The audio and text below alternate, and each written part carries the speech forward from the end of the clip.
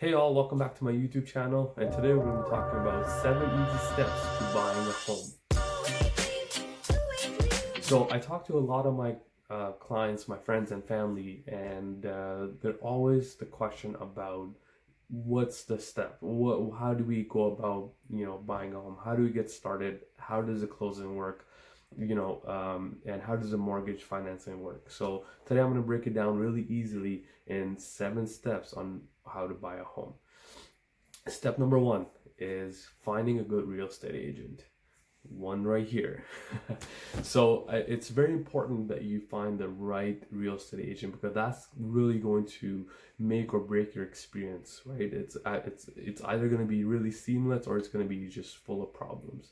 So here's a couple things to look out for when you're looking to work with a real estate agent, right? The first thing you want to look at is that the real estate agent, is looking out for your best interests. They're asking about your needs. They're asking about the kind of house you're looking for, the kind of neighborhood you want to be in. You really want them to be a true partner in this decision making process of your life. Another thing you want to look out for in a real estate agent is that they explain everything clearly. They explain everything step by step, what's going to happen next, what to do, and how to do it even, right? Your real estate agent will also be the one who will be negotiating on your behalf. So you want to make sure whoever you decide to work with has good negotiation skills, right? And that they actually work for a company that's also reputable. That also helps when it comes to getting the best real estate agent for your deal. Step number 2, you got to determine what you can afford. I see a lot of people reach out to me and they say, hey Omar, you know what, I want to buy a house and this is my criterias and this is how much I'm looking to pay.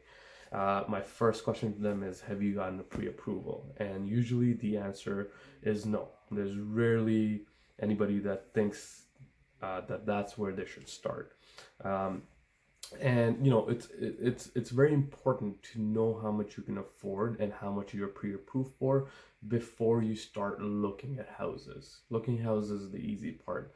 So getting a pre-approved mortgage is an important ingredient in any successful home search, because you don't want to fall in love with a property and then when you go to do your mortgage you find out that, hey, because of all the car loans and the credit card debt that I have, I can't afford a home of this price. I gotta go lower my price. Or conversely, you may find out that you're maybe eligible to buy a bigger house, a better house in a better area than you were originally thinking, because you can get approved for a much larger mortgage than you were previously thinking. Step number 3 is making a wish list. You really have to kind of sit down and think about what are the top 3 things that you really want in a house, right?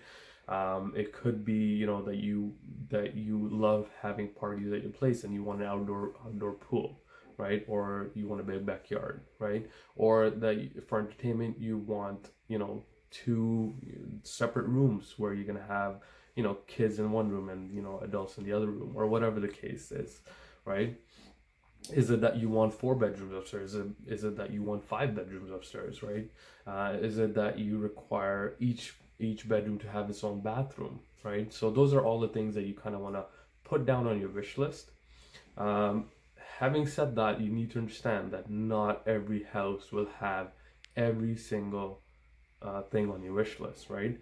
It is possible, for sure it is, but you just have to be a little bit flexible. And what I usually have my clients do is I get them to prioritize their wish list, so that if we are able to hit 4 out of 5 on their wish list, then that is the house for them, right? And if you hit 5 out of 5, that's even better. But again, it's very important to have that wish list so that you can communicate that to your agent, and then they can show you places that will have what you're looking for on your wish list. Step number 4, look at houses and make an offer. So this is the fun and exciting part, where you actually go out and see some houses in your area that you're looking at.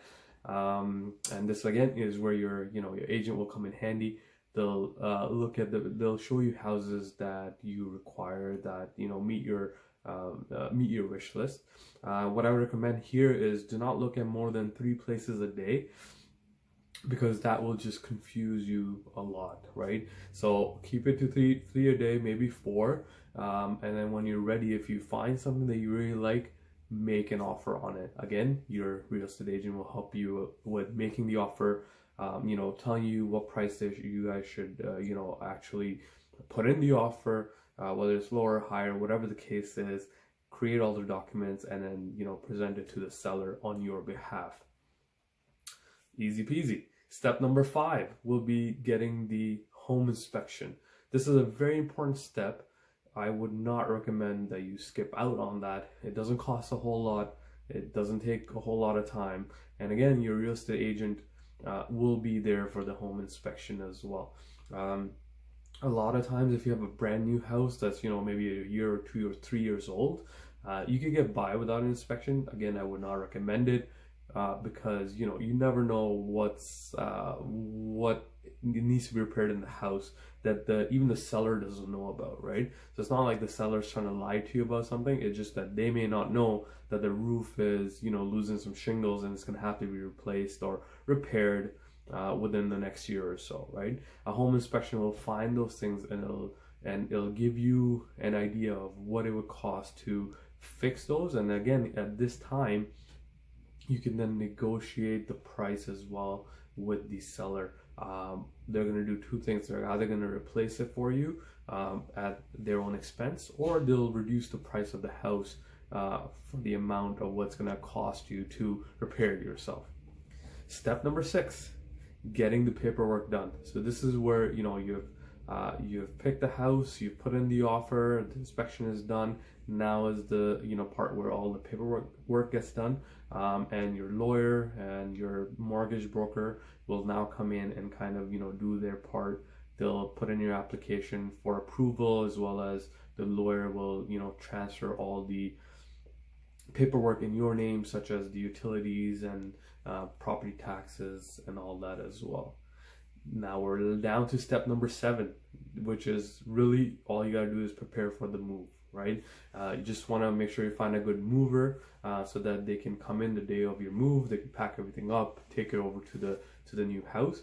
Alternatively, you can do that on your own as well if you don't have a lot of stuff. If you're a first-time buyer, you're moving from an apartment to a house, or vice versa, and you want to do it yourself, you can rent a U-Haul and do that as well. Just don't forget to transfer all your internet cable, change of address on your driver's license and things like that as well. And all you gotta do now is enjoy your new place.